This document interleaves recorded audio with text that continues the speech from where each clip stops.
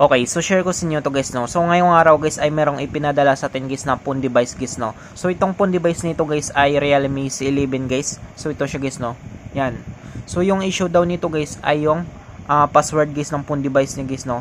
So sabi guys ng may-ari guys ay hindi niya daw magamit guys, no, dahil nga meron siyang password guys. So ito guys yung password niya. Draw unlock pattern. So meron siyang pattern guys, no. So sabi ko sa kanya dali niya dito guys, at sabi ko sa kanya i-charge niya guys, no. So chinarge niya naman guys. So meron na siyang 97% guys, no.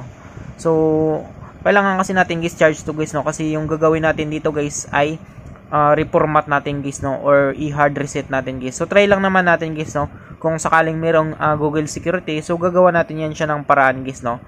So tuturo ko ngayon sa inyo guys kung paano mag hard reset nito guys.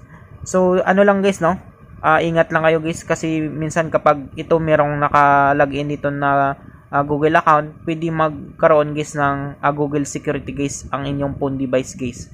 So gagastos naman kayo guys, no. So ito guys, ano lang ito guys, no, sa mga ano lang to, sa mga sanay na guys mag hard reset, at kung merong mga lumabas na FRP dito guys sa phone device nito guys, ay ginagawa namin ng guys ang paraan guys, no, kung paano natin guys ma-unlock ito guys yung phone device nito guys. Okay?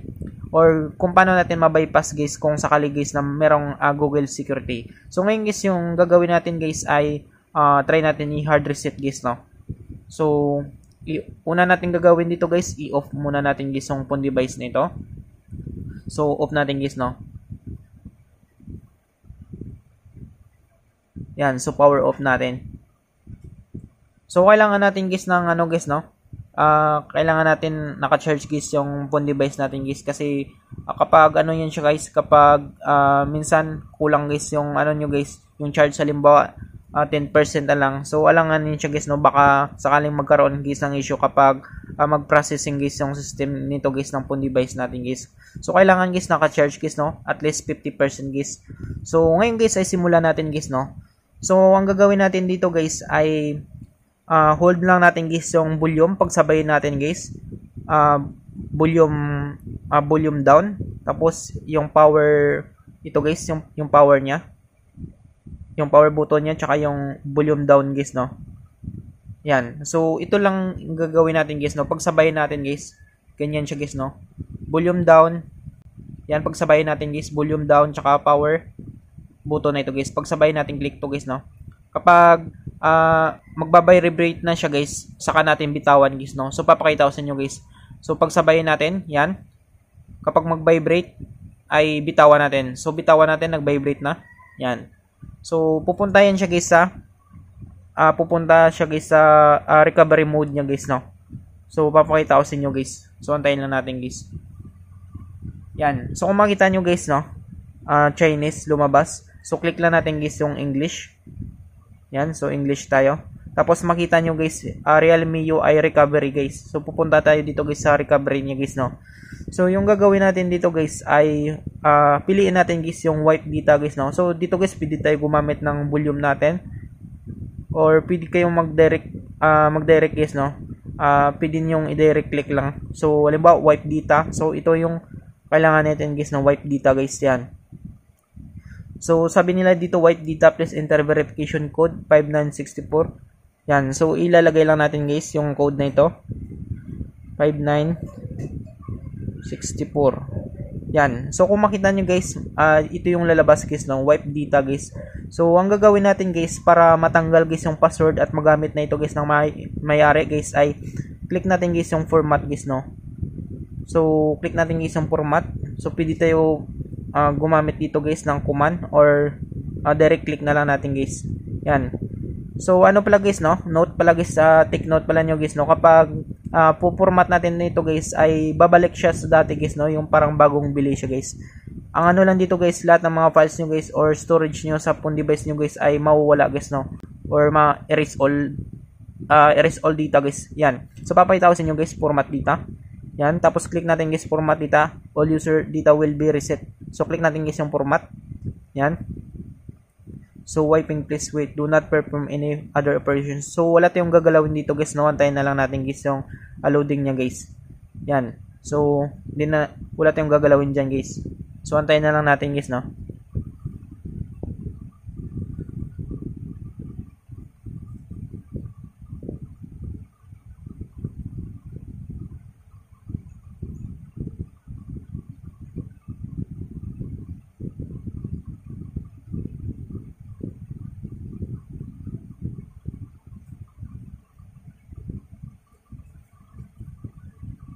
So kung makita nyo guys, lumabas guys yung white successfully guys, no. Ibig sabihin guys, successful tayo guys. Click natin guys yung okay. Magre-reboot ito siya guys, no. Yan. So automatic guys ay magre-reboot siya guys, no. So antayin na lang natin guys hanggang sa mapunta tayo guys sa menu guys, no. So antayin na lang natin guys. So medyo merong katagalan ito guys, no. So umabot ito guys ng mga siguro minutes to hours guys, no. So hindi ko lang sure dito guys. Yan. So antayin na lang natin guys pumunta guys sa menu guys, no. Medyo may katagalan lang ito guys, pero antayin na lang natin guys.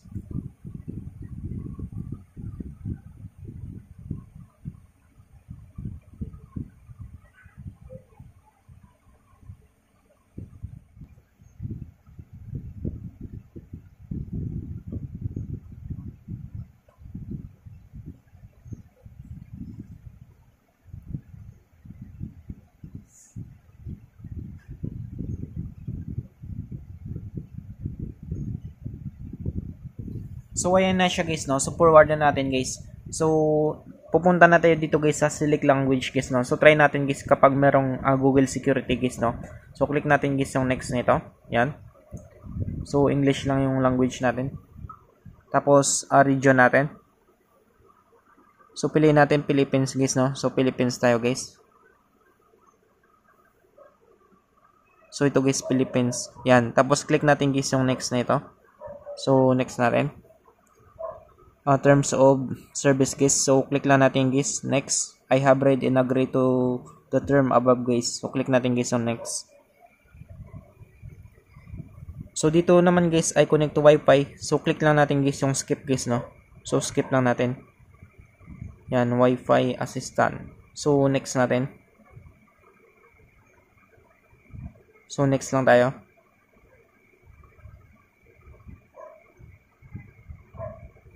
Yan. So antayin lang natin guys, no. So Google services. So accept natin guys. So antayin lang natin. Set lock screen password. So letter guys. Click lang natin yung guys letter. So pwede naman yung guys lagyan guys, no.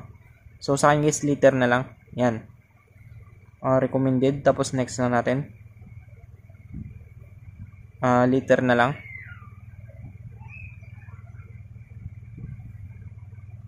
Skip na lang natin to. Yan. So welcome Realme UI. So get started guys. Click natin guys get started guys. Yan.